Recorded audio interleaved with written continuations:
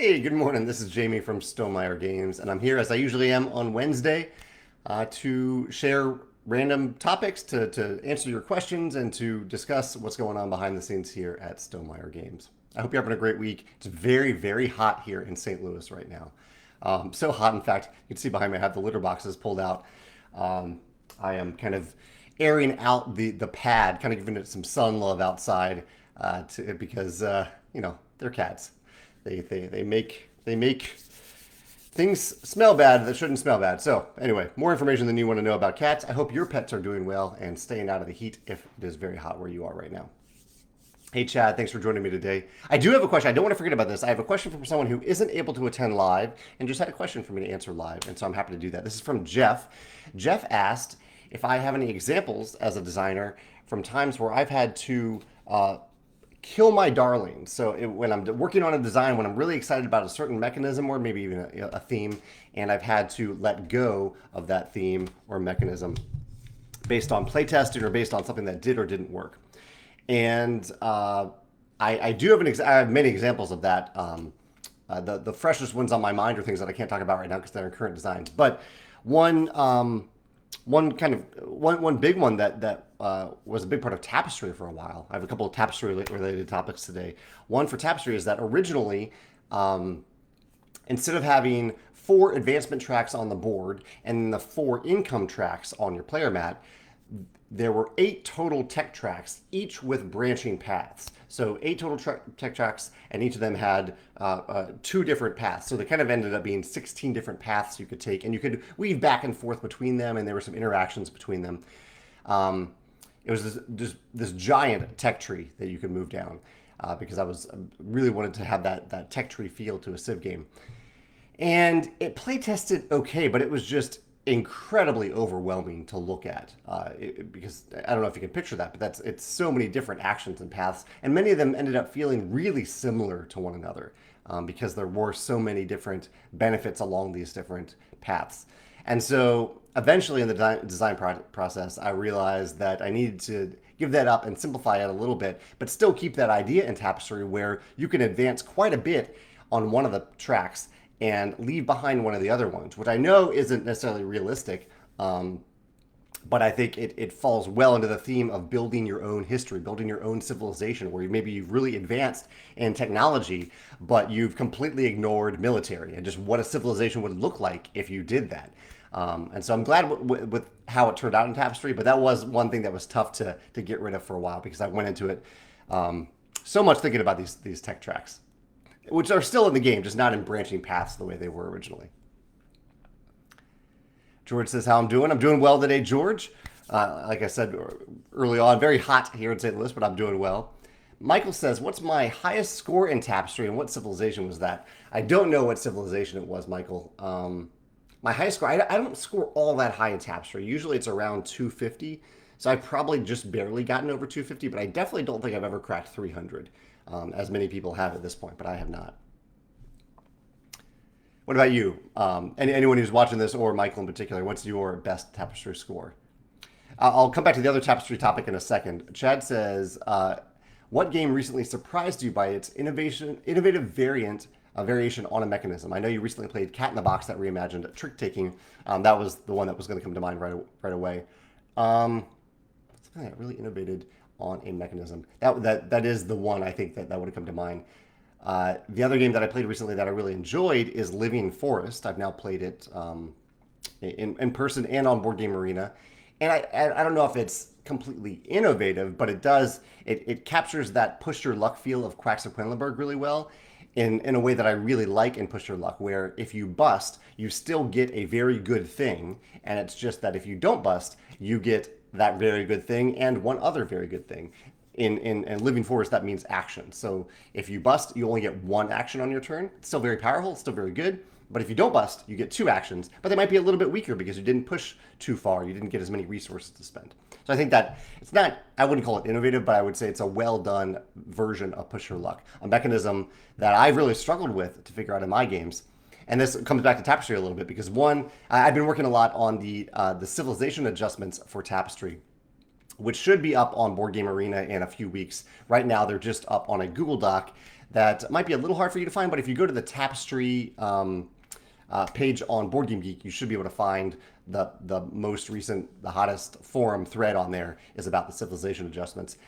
And so I made some updates to the adjustments, and the Alchemist is a push your luck civilization, and we've really been talking a lot about that one to make it feel like push your luck, but also give players a reason to push their luck at all in the civilization, or even to choose the civilization in the first place. So, yeah, that's something to check out if you're interested in looking kind of behind the scenes at game design and the civilization adjustments for Tapestry. Carlos says, your video, my top 10 favorite expansions from Stonemaier Games, was an awesome video for a board game fan. Yeah, thank you, Carlos. And that was my video from this past Sunday. I talked about 10 different categories, 10 different types of expansions, and my favorite picks for each of them within the Stonemaier Games portfolio. Carlos says, it made me think if you have seen that some particular kinds of expansions sell better than others, like more stuff expansions sell less than new stuff expansions. That is a great question. I should have dug into that because I do have sales numbers for that kind of stuff for Stonemaier Games. I'd have to look at it within each category of game. Like with Scythe, we have a couple different types of expansions. I think the tough thing, Carlos, there for me to even compare our own numbers is when those different expansions were released. So naturally, like Invaders from Afar is the best-selling expansion for Scythe because it was the first expansion. So I think someday I will be able to answer that question, and maybe I looked at it at a very certain period of time. I could better answer it, but that's almost a long-term question to look at. Yeah, I don't know. That's a very interesting question. I don't have a great answer for you yet, though.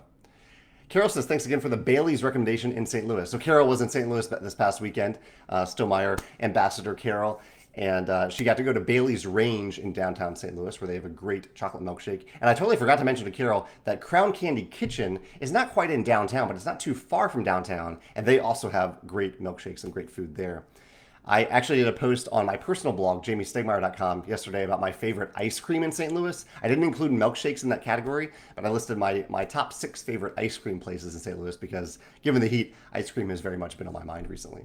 So, for those of you watching right now, what is where you are, name your location if you feel comfortable sharing that, and name your favorite ice cream, semi-local ice cream place where you are so people can get some recommendations if they end up traveling to your area at any point.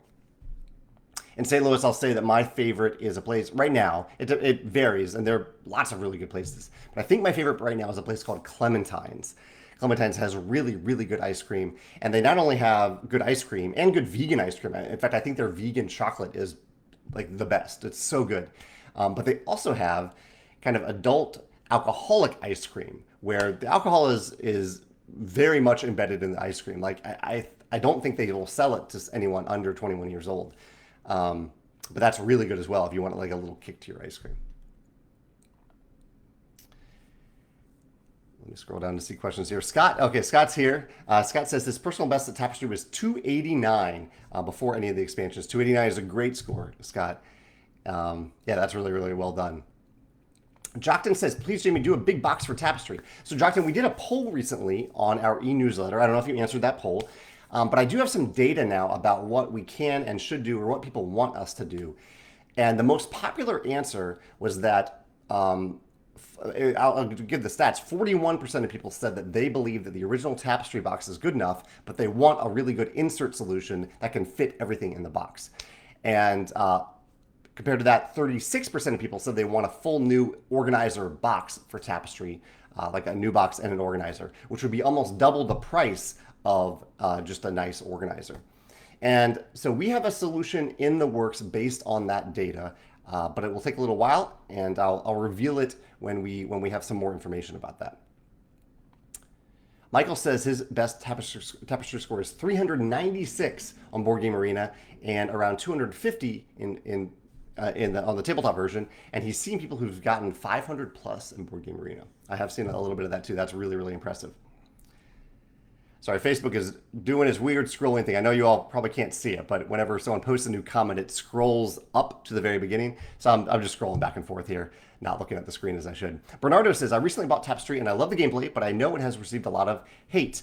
Hate's a strong word, but sure, people have criticized it a little bit. Will the last expansion fix those problems, or how would it affect the base game?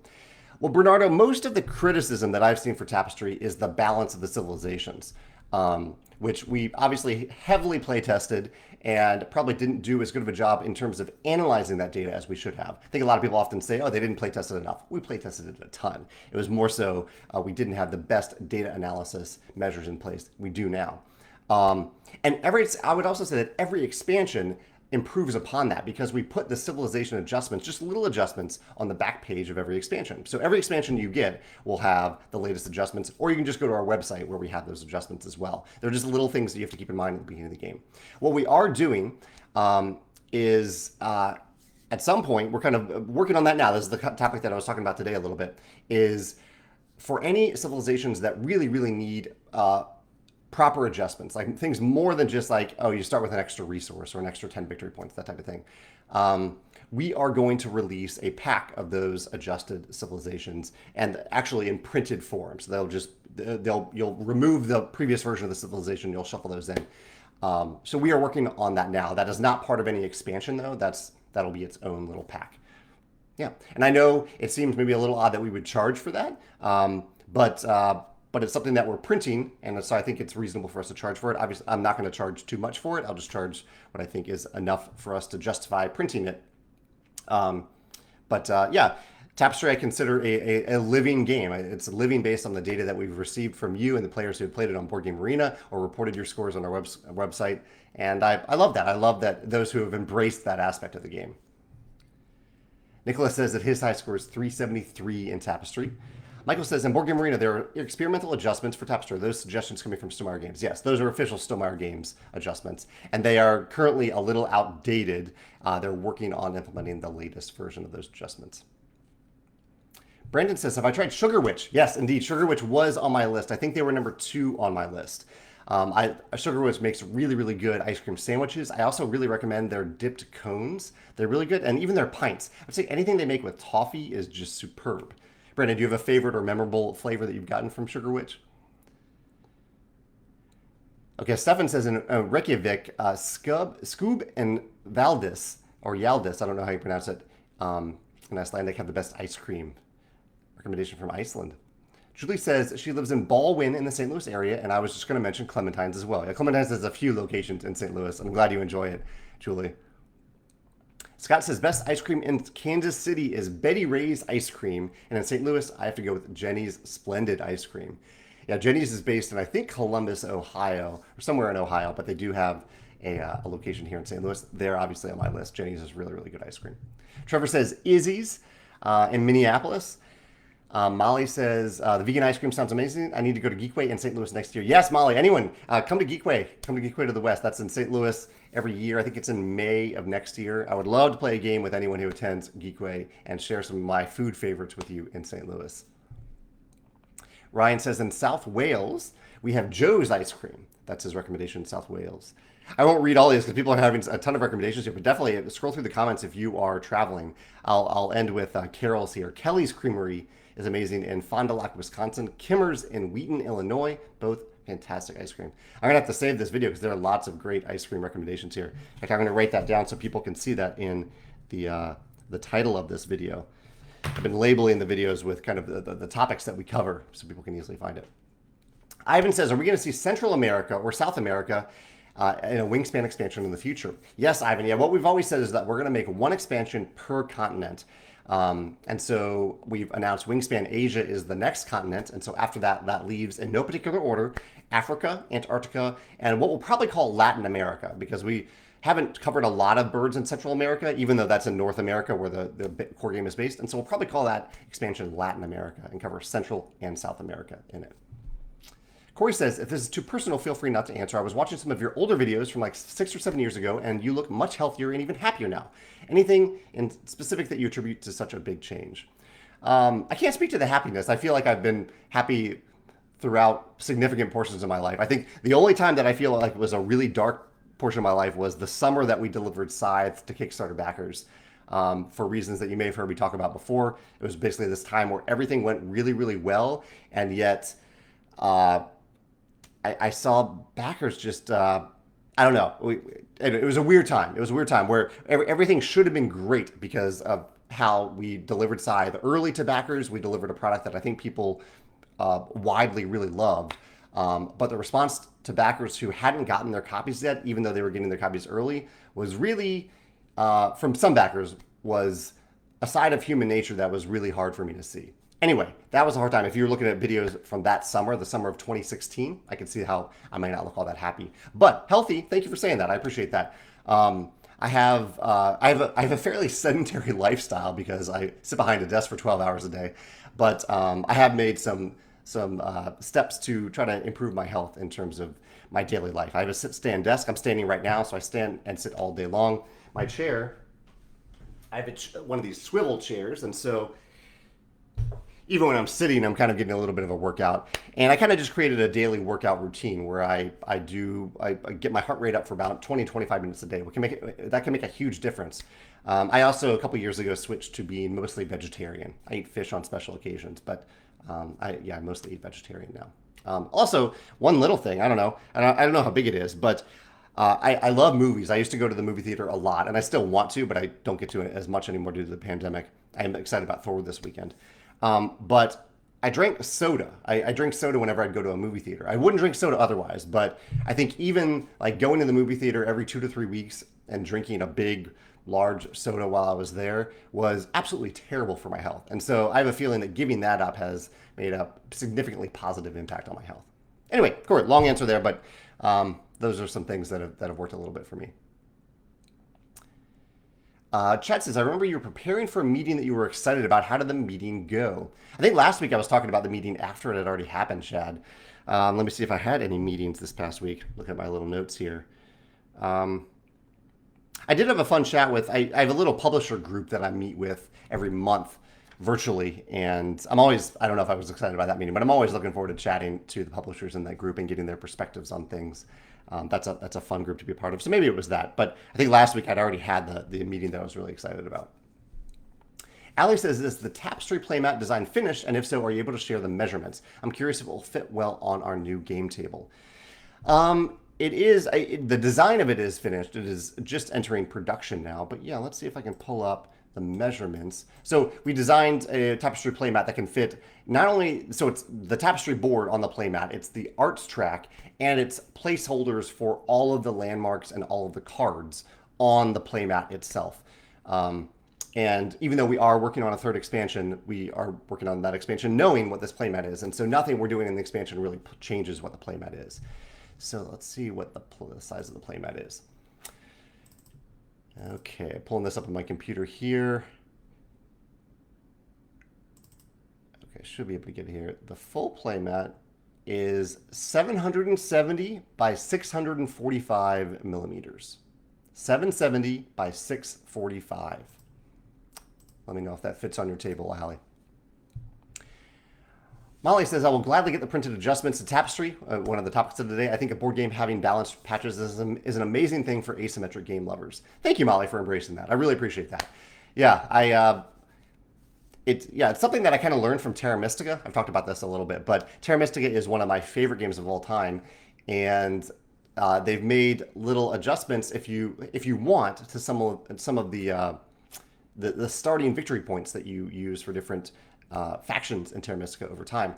And I wonder if Terra Mystica, looking back and seeing how popular the game is, how many people have played it, how many people have reported data freely, if they just built that into the rule book and had made it a little bit more of a living game as well, if that would have worked out really well for the game. I think the game has worked out, Terra Mystica in particular, has worked out really well anyway. But I think for any game with strong asymmetry, I don't think it hurts to gather that data.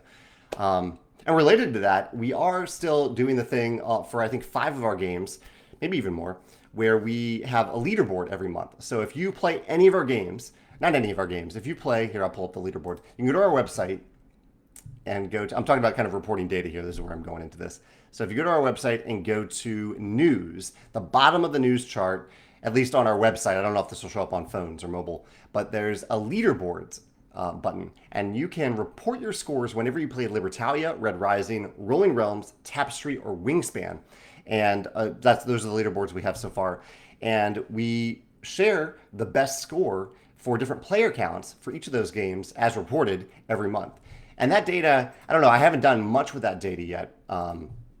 But that data is helpful for us. We can look at that data and see, especially in more asymmetric games, we can learn from it and see if we ever need to make adjustments to them. So that's really helpful. Hopefully that's a fun way for you to share data with us, and also a helpful way for us to use that data. Carol says, have you had a chance to play Marvel Dice Throne yet? We are still waiting for ours. What are your thoughts on their small Kickstarter? I'm excited to get a small and quick turnaround project to back. Yeah, two topics there, Carol. I'll answer the second one first. The second one, they have a small Kickstarter for Santa versus Krampus. And I think it's great that they're doing that. It looks a lot of fun. I was very tempted to get it. I might still get it, but I just got Marvel Dice Throne, and I feel like I have a lot of Dice Throne stuff right now to play. So the timing is interesting. Like, I'm excited about Dice Throne, but I also feel like I have a lot of Dice Throne stuff right now. So I haven't backed it yet. But I did get Marvel Dice Throne, and Megan and I got it to the table this past weekend. I played Loki, she played Thor, and we had quite a showdown that came down to the last turn, very, very close, and Loki barely beat Thor in our matchup. And it was a lot of fun. I did a video about it, or I filmed a video about it, but the video won't go live until this Friday. Other blog entries that I've done recently, what did I do? I did a blog post about BackerKit. BackerKit is getting now into the crowdfunding business, not just the pledge manager business. And what was the other topic I talked about this week? Oh, I talked about, so last Thursday, if you're curious about why I started teasing Wingspan expansion, the Wingspan Asia expansion so early, and why I chose to do that just with a single bird and just the name of the expansion, feel free to check out my post last Thursday where I delved deep into that decision.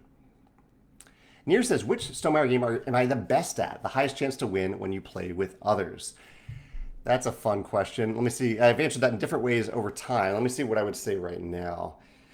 The game from Stonemaier Games that I am the best at, if I really needed to compete, say $1,000 was on the line, I got to pick the game, what game would I choose? I'm pretty good at viticulture. I enjoy tactical gameplay, and viticulture, while it is strategic, you really have to go with the flow and stay open to responding to the cards that you draw. And I think, pretty good at that in general. But also Rolling Realms. I've played so much Rolling Realms now at this point. We're coming up on game 30 next week for Rolling Realms. In terms of live plays. So I've played now Rolling Realms in terms of the published version of the game more than any other game. So it'd be close for me between Rolling Realms and Viticulture, but I might go with Rolling Realms. Yeah. Brandon went this weekend for the first time to go to try out Sugar Witch, and he got one of the month specials Tonks, which was amazing. We're going back pretty regularly. So Sugar Witch is an ice cream sandwich place here in St. Louis, and all of their ice cream sandwiches and different flavors have witch names to them. Famous witches in various works of fiction. It's really, really cool place. But make sure you check their hours. Like they are only open during very specific hours, although they are making a permanent brick and mortar location that should have better hours in the future.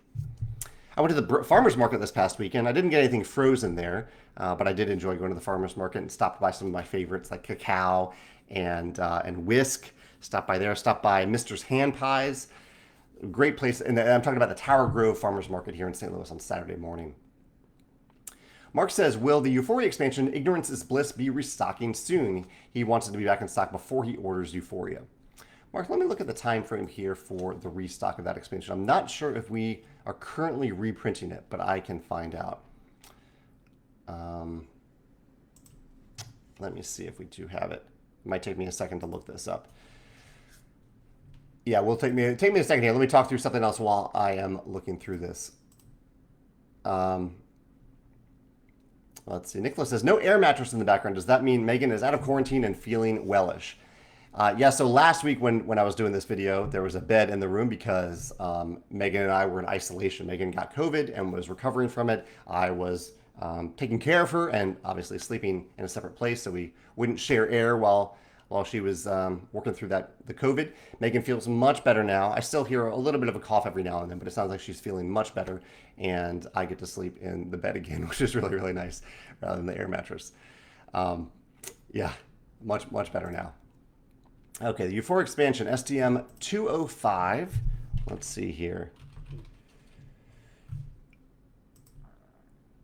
It doesn't look like we are currently making more, but let me check one other place to see if we're making more of the Euphoria expansion. This is the Euphoria Ignorance is Bliss. No, it doesn't look like we're currently reprinting. I think we're probably giving it a little bit of time, but it's not that it's going to go out of print. Just out of stock for a little while. We'll probably make more for sometime next year. So, uh, who was asking about this? Mark. So, Mark, it might be a little while before we have that back in stock. I'm sorry about that. Allie says, "How does it feel being an entrepreneur?" I really enjoy it. I really do. I kind of hoped for the opportunity to do it for my entire life since I was a little kid to be able to run my own business. Um, and yeah, I mean, there's a lot of pressure on you. Like my life, my income is entirely dependent on what I do. Although it's also not entirely dependent on me anymore because I have wonderful coworkers and many independent contractors that do amazing jobs for Stonemaier Games. So I'm very grateful for them, and grateful that you all have given me the opportunity to make this my career. So yeah, it feels really good, Allie. What else is going on here? Um, July 4th was this past weekend. We went over to a friend's house and had a wonderful meal for July 4th. Played some disc golf over the weekend. It's very hot right now in St. Louis. It wasn't too hot on Saturday when we were out playing. And I mentioned this a little bit. I know I mentioned disc golf a lot, but I had one of the best days that I've ever had playing disc golf. And it was odd to me because normally I throw like this. I throw backhand, for drives, throw long distance drives. I throw mid range forehand. I putt backhand. But my shoulder has really been hurting. And I think I'm putting like a little bit too much into my backhand. And so I decided to try to do forehand drives for once. And I was crushing it. Like I don't normally do it because it kind of hurts my elbow if I do forehands, but I was using my whole body instead of just the front of my arm for forehands. And I was throwing further than I've ever thrown a backhand off these drives. And I like to show you how good this was on this course. This was a course where I've averaged probably 12 over par. I think my best score there is maybe a 7 or an 8. I got a 1 over. So I was like 10 points better than my average and at least 5 or 6 points better than my best score ever there. I don't know. It felt really good. I try to have fun at disc golf, whether or not I have a good day or not, but it was such a surprise because I went into the day figuring, okay, today I'm going to throw all forehand drives. I know it's probably not going to go all that well. And then it went really well. So anyway, it was fun to get outside and do that. Hopefully you all had some fun adventures outside this weekend as well, if it wasn't too hot where you are. I had some good play tests yesterday. Can't tell what I was play testing. One thing was for a friend. One thing was for Stonemaier Games. So some good play tests. And what else is going on? I think those are all the main topics I was going to cover. There's one thing that I debated showing you today because Natalia, one of the artists for Wingspan in general, all the Wingspans, is she is very kind that she always sends me and Megan one of the original illustrations for each expansion. And so on our wall we have the Scissortail Flycatcher. We have an owl from Europe. We have what's the one from Oceania? I'm forgetting the one from Oceania. And then she sent us one for Asia. And I know I've only revealed one bird so far, so I was debating whether or not to show it today. For now, I'm not going to show it to you, but I did receive it. I'm so grateful for Natalia for doing that. I love having these beautiful birds on our wall, and I look forward to getting it framed and put it on our wall soon. So hopefully I will share that soon with you. Oh, the other thing too, yeah, this is a little thing that you probably saw on Instagram today, if you follow me there at Jamey Stegmaier.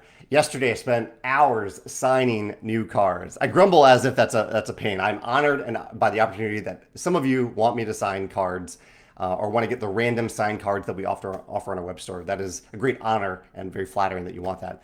But I always forget how much time it takes. Like it really does take a lot of time. I only had, I don't know, 500 cards to sign, and it took easily 2 hours, maybe 3 hours yesterday. And my back and neck are kind of feeling it today from being hunched over at my desk doing that. If you want to see what those cards look like, if you want to see what 500 cards look like, feel free to check out Instagram. You can see the photo today for me doing that. But that was a big chunk of my day yesterday.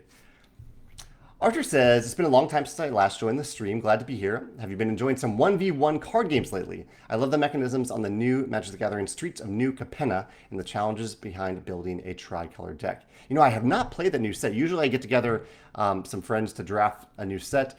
And for some reason that set didn't excite me all that much. But Arthur, maybe now I'll have to give it a try and check it out. 1v1 games. I played a little bit of Radlands recently. Played Marvel Dice Throne the other day, so that's 1v1. And I want to try Rift Force. That's one that a friend has raved about. So I really need to try Rift Force in the near future. Yeah, those are the ones that come to mind right now. Chad says, I know you're a chocolate guy. What is your favorite flavor to mix with chocolate? His is salted caramel or peanut butter. If I'm going to mix something with chocolate, I like, so if it's dark chocolate, I like sea salt and maybe some almonds. And for a milk chocolate, which I usually like between 40 and 50% for milk chocolate, I do love peanut butter. And any form of nuts like walnuts, pecans, almonds, I really like them. Today, actually, just at the grocery store today, my chocolate of the day today was hazelnuts. So I picked up a chocolate with big, I think it's Ritter's is the brand, and it has big chunks of hazelnuts in it. So I'm looking forward to trying that. Jockton says, thinking about Viticulture World and the cards you had to change, or that I chose to change. It was something that I felt was the right thing to do. How important is it for you to have playtesters for your games from different parts of the world? Very, very important. Yeah, our blind playtesters are from around the world. They're from all the way around the world. And that's extremely important. Very, very important to get those perspectives. Trevor says, you mentioned that being behind a desk for 12 hours per day, do you have a rough idea of where the time goes? I'd wanted to be an indie publisher for a while, but 12 hours a day is intimidating. I don't think you need to work 12 hours a day.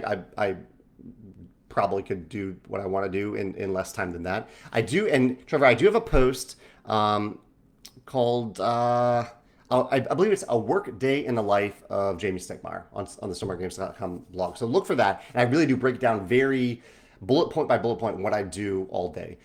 A very quick answer to that is in the morning, I am typically responding to things. I'm doing emails and creating content. Tuesday is my video filming day. Monday and Thursday, I'm writing blog entries. Wednesday, I'm doing this with you all. Friday's a little bit more relaxed. And then I usually might put out some fires in the afternoon if there are any, might do some game development, maybe a little bit of design. But most of my creative time happens in the 2 hours that I have after dinner for game design. Yeah, usually I focus that on game design, game development, and like project management stuff I do in the afternoon. Yeah, that's what a standard day for me looks like. Nathan says, taught viticulture this last week. I'm going to try Viticulture World this game night. I hope you have fun with that, Nathan. I have game night tonight too. And we haven't gotten to Viticulture World at the table at game night, although a friend is bringing Wonderland's War. And so I do want to play that again if I have the chance tonight. Molly says, I've been obsessed with Terra Mystica since you introduced me to it. I'm so happy you give it a try and that you're enjoying it, Molly. She says, I always enjoy seeing what town tile people choose with Atlanteans on Board Game Arena. That's the fan faction that I designed, and it's neat to see that they're testing on Board Game Arena right now. Have you tried playing it with it, Molly? With the Atlanteans? Mark says, cheers to reaching game 30 for live plays of Rolling Realms. Can't wait for the future promo realms. Me too. I have a few of the samples on their way to me from our manufacturer today. I have quite a few. I think I have 12 on their way to me today. I have 6 behind me in the Cabinet of Secrets right now. We have quite a few promos coming over the next couple of years. We'll spread them out a little bit. Tony says, when the Wingspan nesting box with Wingspan Asia expansion is released, will you be able to purchase more than one of them on the Stonemaier Games store, and will the champion discount apply? The champion discount will apply. That's for sure. You will be able to purchase more than one. I think we'll probably limit it to 2 or 3. Maybe the limit is 4 in our web store right now. But I will say that each one will be packaged in its own carton because it's giant. And so they'll ship together. I don't know if there's really a shipping discount that we'll be able to offer much for shipping more than one at the same time. I'll have to look into that. But there may not be much of a discount because of the way that they're packaged. Yeah. Skylar says, have you played the story mode in any Red Raven games? How do you feel about games separating that out from the main game? Is that something you would ever emulate? It's an interesting question, Skylar. Story modes in games.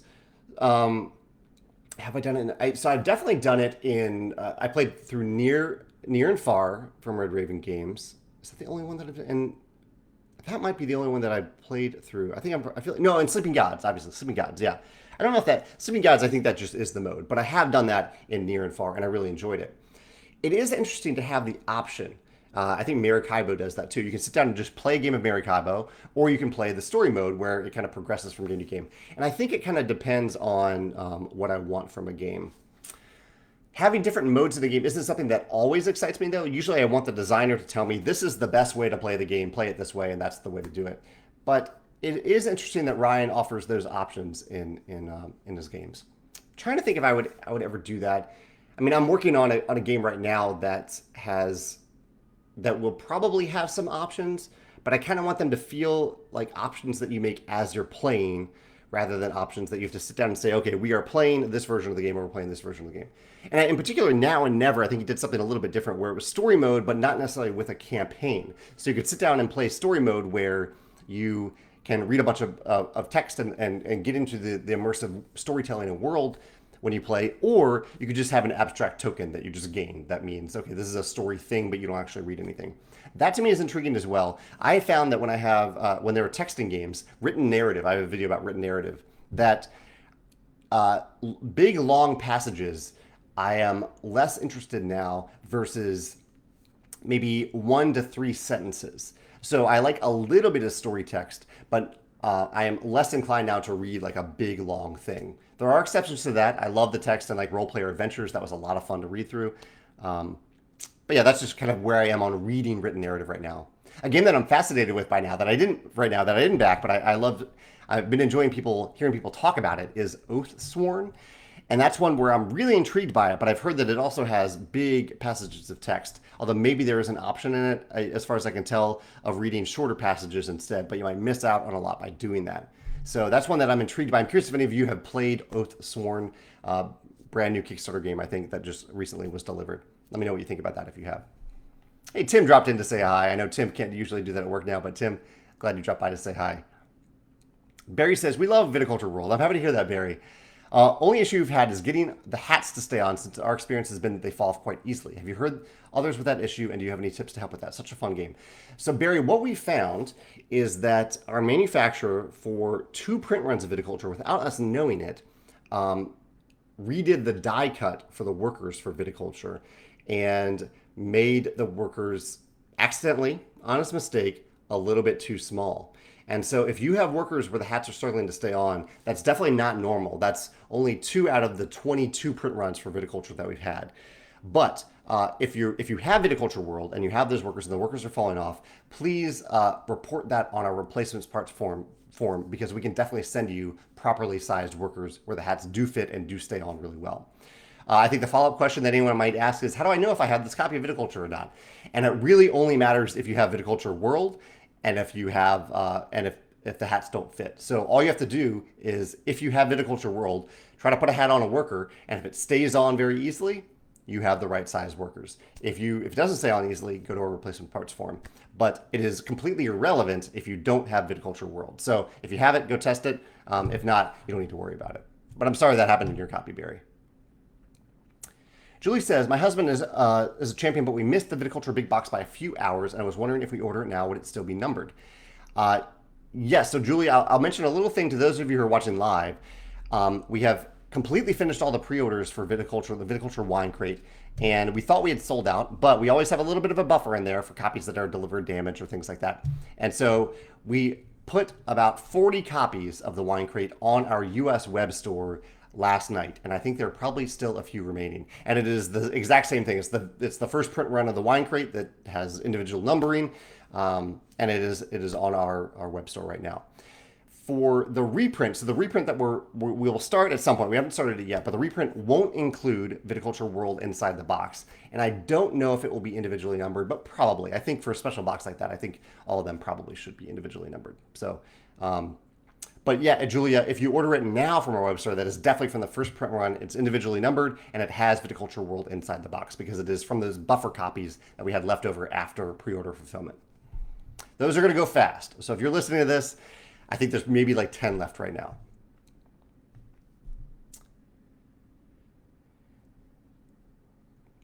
Just scroll. I've covered all my topics today, so I'm just scrolling down, looking at questions now. Travis said, you mentioned a pizza game you liked for newer gamers recently. Can you remind me of what the name was? It's New York Slice is a great I Cut You Choose game that's pizza themed. Par says, for 1v1 games, I want to recommend Hero Realms, Star Realms, and Undaunted Normandy. We've had a lot of fun with those. I want to play Undaunted. I played a lot of Star Realms. I played a little bit of Hero Realms. We played through the Hero Realms campaign, which I enjoyed. And Megan loves Star Realms, so I played a lot of Star Realms with her. I also highly recommend Shards of Infinity, if you like those games. Shards is fantastic.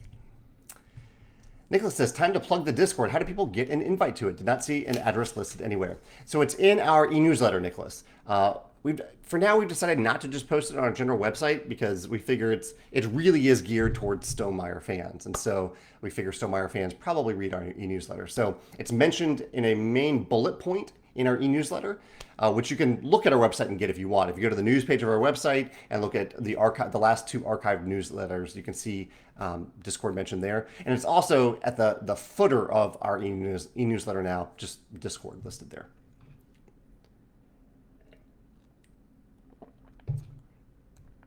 I have some chocolate recommendations here about Ritter with cornflakes. That's interesting. Tim mentions butter pecan Lindt Lindor truffles. That sounds good too. Fernando says, a month ago you mentioned you wanted to play Legends of Runeterra. Have I tried it already? If not, I highly recommend it to you, even though it's a lot of information, but I love the mechanisms. I think they've done a great job in terms of lore and art. I have not played it yet. It's on my long list of video games to play. Let me see where it is. Yeah, I actually fell down my list a little bit. Yeah, so many. So here's the thing with me. I don't know if you've heard me talk about this, but whenever I kind of am in the mood to play a digital game on my PC, I feel guilty that I should be working on a game design because it's just me at the computer, and I end up working on game design instead. So it ends up being a positive that I have some games that I have bought. They're on Steam. They're ready for me to play, including Legends of Runeterra that I have not played yet, because it motivates me to go work on my game design. But at the same time, I kind of wish every week I could set aside, like, I don't know, a half hour just to play those digital games. And I can still talk about them on my YouTube channel. But I haven't been able to do that yet because I feel guilty whenever I want to sit down and do that. So I just end up working on game design instead. It isn't a bad problem to have. Tim says, Azul has a chocolate edition. I wonder if Stonemaier could incorporate chocolate in the future. Yeah, Azul, I'm very curious about Azul's chocolate edition. It isn't actual real chocolate as far as I know. I think it is a chocolate look to it. It's something that we considered for a viticulture re-theme years ago, a viticulture spin-off. And so that might happen someday. I mean, I would love to work in the chocolate theme. Although, ever since I originally said that about using chocolate as a theme, some very good chocolate-themed games have come out. And so I don't know if the market is really looking for the next chocolate game unless it was really, really special. However, we might do something with actual chocolate someday at some of our games, given my love for it. We'll see if we do something like that. Tim says, have I seen the new Jurassic World? I'm watching the older films before I watch it. I've not seen the new one. I was kind of deterred a little bit by the subpar reviews for it. So I haven't seen it in the theater yet. Maybe I will, but I'm not sure. Has anyone seen it? Would you recommend it or not? The reviews that I saw for it seemed to indicate that didn't have enough dinosaurs. Like the focus wasn't really on the dinosaurs, which I think is the most interesting thing about the Jurassic series, and that it was kind of boring, which surprised me that they can make such a big epic movie boring. But those were just a few reviewers, so I'd love to hear what you all think if you've seen Jurassic World. Arthur says, speaking of Terra Mystica, Jamey, have you heard about the 2 new games or spin-offs? I've heard of Terra Nova. I've not heard of Age of Innovation. Age of Innovation. No, I haven't heard of that. Let's pull that up on Board Game Geek to see what Age of Innovation is about. I have heard of Terra Nova. I don't know much about it, but I'm excited to check it out. Age of Innovation is not showing on Board Game Geek right now. Is that definitely the name, Age of Innovation?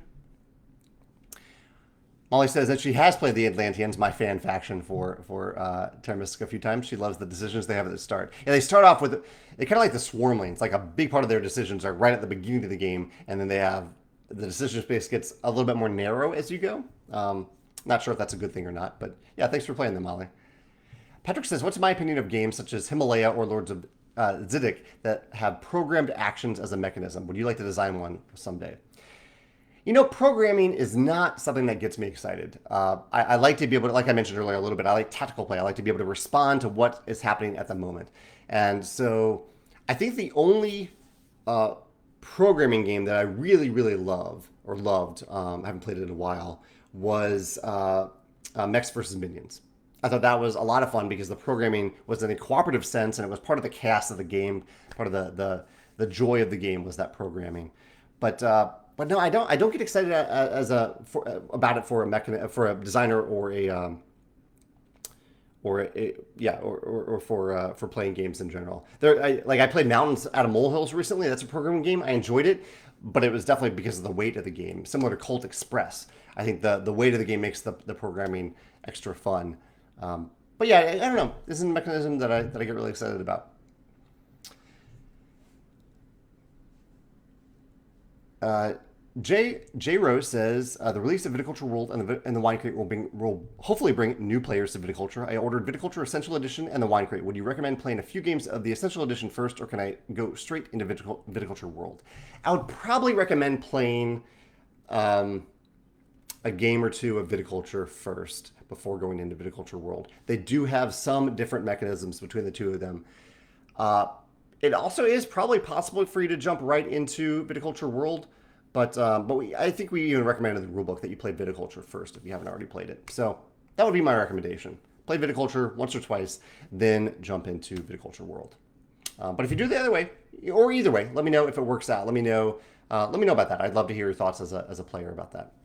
We definitely, during the playtesting process, did have some. I think all the playtesters knew how to play Viticulture because they had to own it to even play Viticulture World as a prototype. But they definitely playtested with some people who were new to Viticulture. But it helped that there was at least one person at the table who knew how to play Viticulture already, as they were teaching Viticulture World to people who hadn't played Viticulture. Carol says she really likes when games have small optional campaigns. I believe that's what Now or Never has, but I never got the chance to explore it.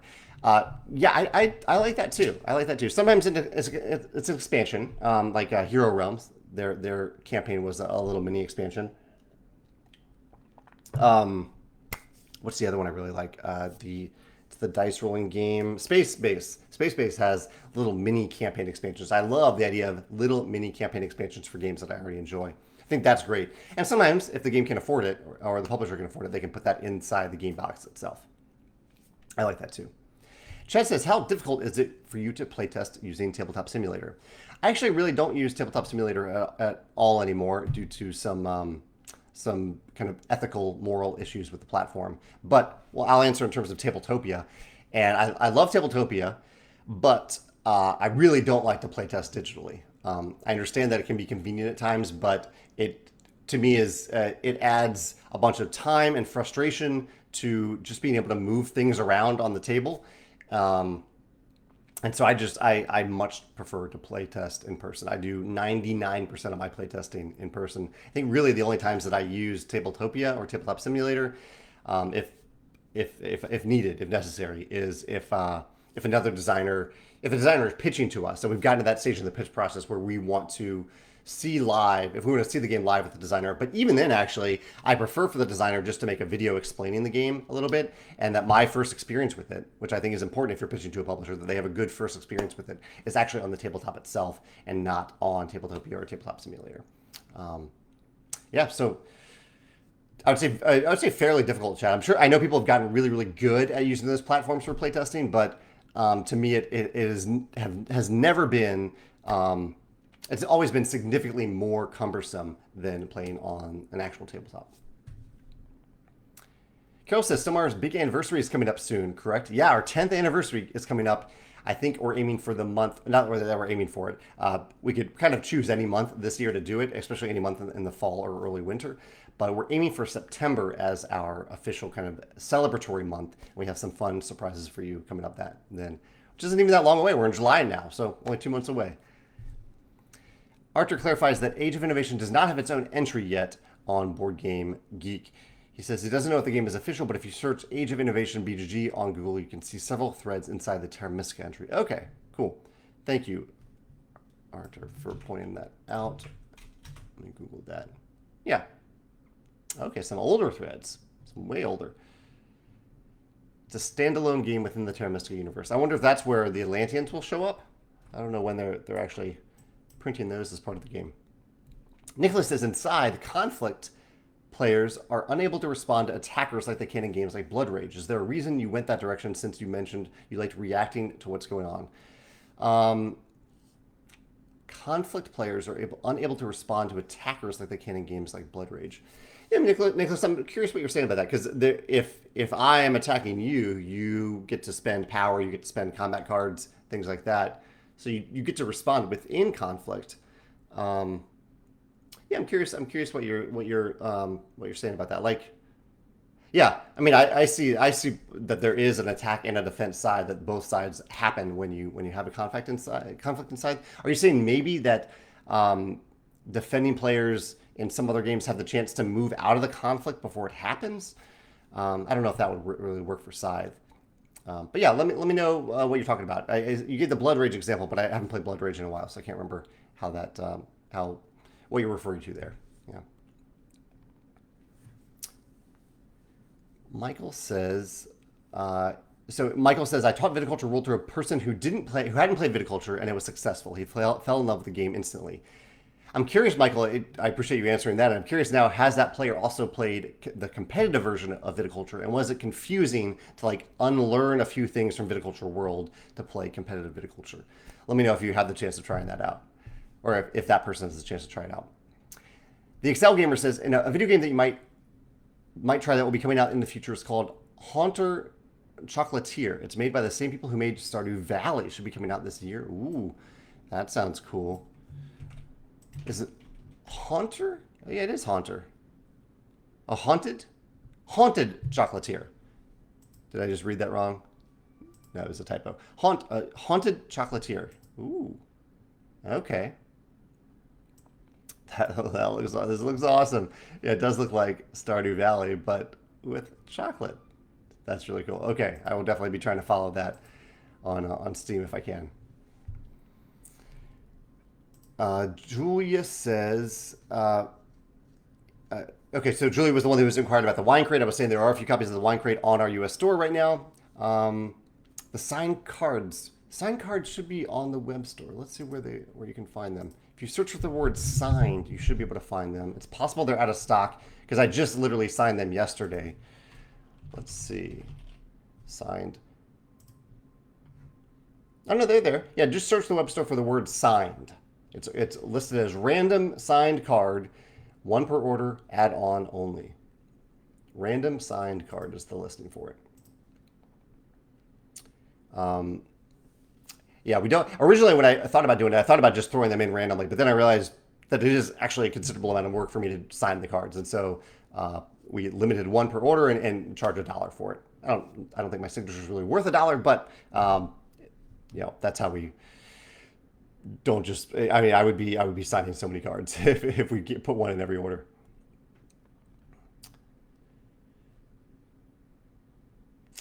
If you let's see, sorry, missed a comment here from Chad. He says, yes, I was thinking the same thing about playtesting with Tabletop Simulator. I like that I can do blind playtesting, but the final design that goes to publishers should be as close to what the consumer would be using.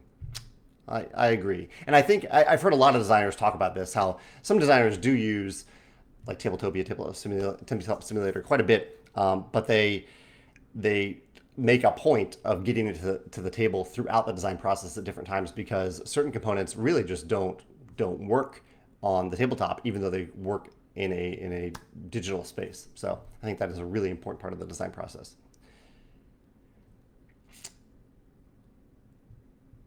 Terry says they'll always have to search for the random sign cards on the web store. So where would be an intuitive place to put them? Maybe let's put them under promos. I'm going to have our web dev.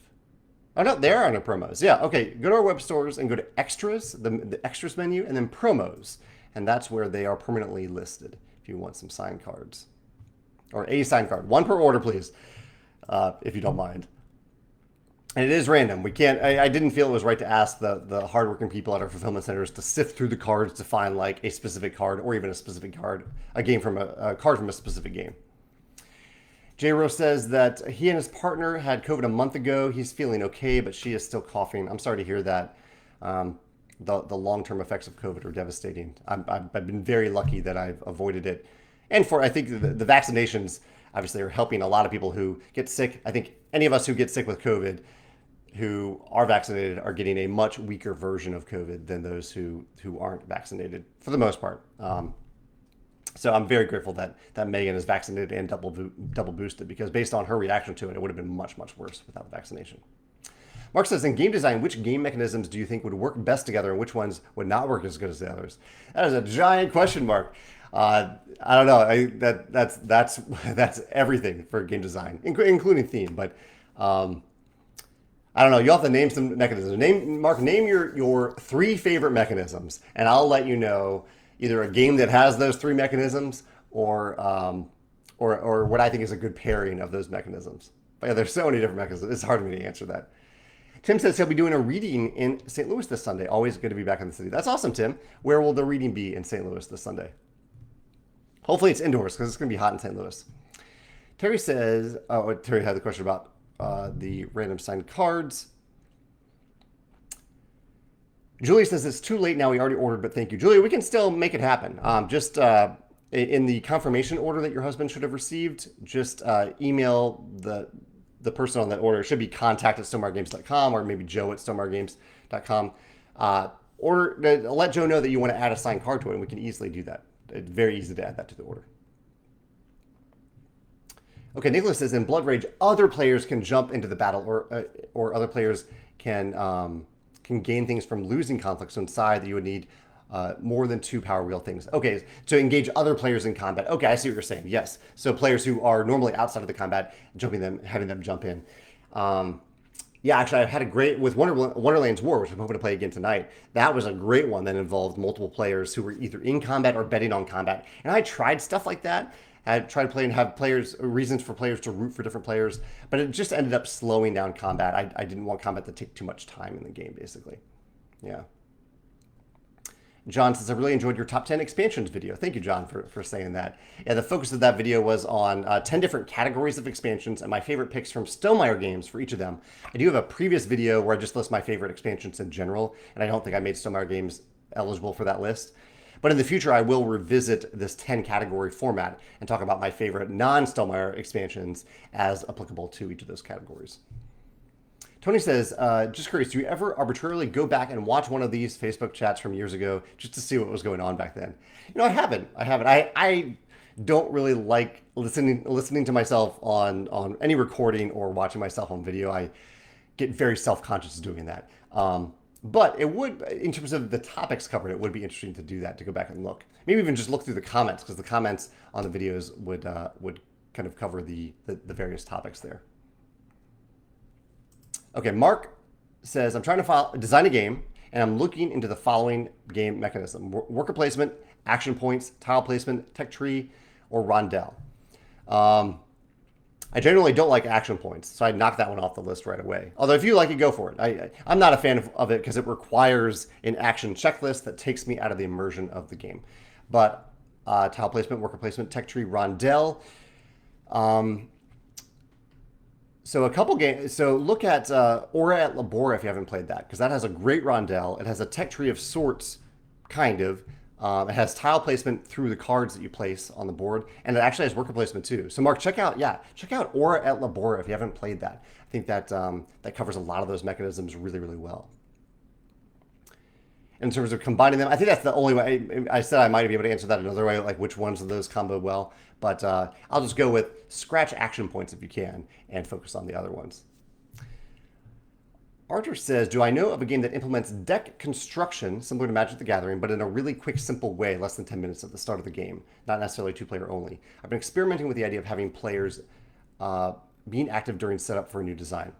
I think it's a tough space to be in, Arthur, because I generally try not to give players decisions before the game begins so that you can easily teach or kind of remember a game that you haven't played in a while and just jump right into it.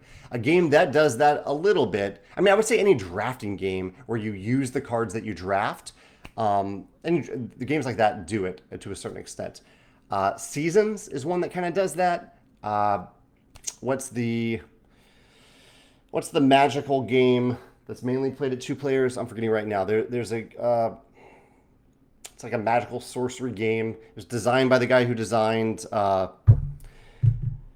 what was the name of the game? I'm blanking. Someone help me out here. It's a magical themed game where you can draft before you begin the game. Res Arcana. There we go. Res Arcana. That's the game I'm thinking of. That kind of does it. But yeah, I think it really helps if that's an optional thing and often tied to a draft. It can work there. Tim says that he'll be at the Spine Bookstore and Cafe at 7 p.m. in St. Louis this Sunday. That's awesome. Spine. I haven't heard of Spine. He says it's going to be a hot one because they don't have air conditioning. That is going to be rough. Molly says, I'm excited for the top 10 of Susanna's picks. She showed me a few good games recently. Yeah, Susanna already created the list. I've seen Susanna's top. Susanna is my coworker. She is our direct retail manager or relationship coordinator. And she's already picked her 10 games. And she is actually going to join me for the video, which is going to be awesome. So she's going to join me, I think, probably next week. It'll be a little while before the video is live. But we're going to do a top 10 video together. I haven't done one of those with someone else in a long time. Nicholas says, I don't know if you've ever done a video about things that you've tried in your games. That would be very interesting. Love hearing about your thoughts on things like gangsters in viticulture. So like experimental things that I've tried that worked out or that didn't work out. What are you looking for there, Nicholas? Arthur says that Praga Kaput Regni has a little bit of rondelle and tile placement. Definitely true. Chad says Marvel Champions. There's one. Marvel Champions does deck construction pretty well. Actually, yeah. So there are some games like Marvel Champions where you are taking entire pre-constructed mini decks and you're simply shuffling them together. Smash Up does it. So Smash Up has a little bit of that. Not that I played Smash Up, but Marvel Champions does it. There are some other games from I'm forgetting the name of the company. I'm thinking Duffer Brothers. It's brothers that work together, but it's not the Duffer Brothers. That's Stranger Things. But it's a company that makes games similar to what is the name of this company? They did a game that's kind of based on Street Masters. They did a superhero one recently. I'm blanking on the name of this company. But there's a company that makes cooperative games where at the beginning of the game you shuffle a couple different decks together to form your deck. I think that can work really well, where there isn't that much choice into it. You're just choosing between one or maybe two or three different things that already are compiled for you, and you're simply shuffling them together. I think that can work really, really well. And can be fun for even a new player, because the new player doesn't need to know how those decks work. They just need to know that they're combining something that's kind of like, I don't know, kind of like Black Widow with I don't know, someone who is wealthy. Combine those two aspects of the game and see how they go. Thank you, those, for helping me out with Res Arcana. I was struggling to think of that. Patrick says, it's a wonderful world drafts as a main mechanism. That's true. That draft happens throughout the game. Arthur says, the idea of deck construction is that for now players, you just handle pre-constructed balanced decks, then experienced players can have the depth they want to. That certainly works. Yeah, Res Arcana does that too. Brett says, going back through the Board Game Design Lab podcast, and long ago you mentioned Stonemaier Ambassadors. Do you currently have this program? If so, where do I sign up? Thanks for asking about that, Brad. We do still have that program. It's a huge part of Stonemaier Games. And the first test to Stonemaier Ambassador is figuring out where to sign up. And just a little hint, it's very easy. It's on our website. I believe it's under the About menu where you can see Stonemaier Ambassadors. And there is a little application to sign up, and you will know in the middle of the month. That's when I send our ambassador e-newsletter. You'll know if you get that e-newsletter that you have been accepted as an ambassador. But thank you for your interest in that. Joel says, just came to say that his wine crate shipped today. That's awesome, Joel. Thank you for getting the wine crate. And Arthur says that Arkham Horror, the card game, also does kind of the combining a few different elements at the beginning of the game. All right, I've gone a little bit over time here. I need to go make lunch for Megan. I'm making kelp burgers for lunch today. Kelp burgers from a company called Aqua that makes really good kelp burgers. So I'm going to go put those together. And yeah, I hope you have a wonderful day. Thank you so much for the conversation today. This was really joyful for me, and I hope a good way for you to start or end your day, depending on, or the middle of the day, if it's the middle of your day. And I will, if I'm missing any questions here, feel free to post them in the YouTube version of this video, which I'll put up in a few minutes. Have a great day. I'll see you next week. Bye.